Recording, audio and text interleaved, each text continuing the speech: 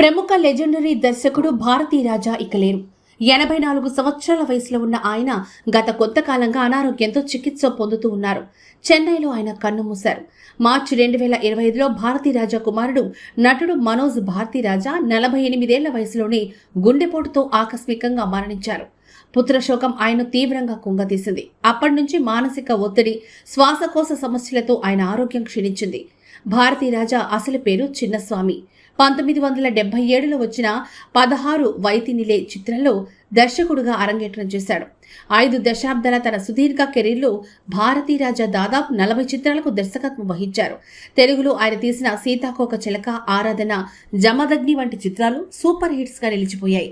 దర్శకుడిగానే కాకుండా నటుడిగా, నిర్మాతగా కూడా రాణించారు.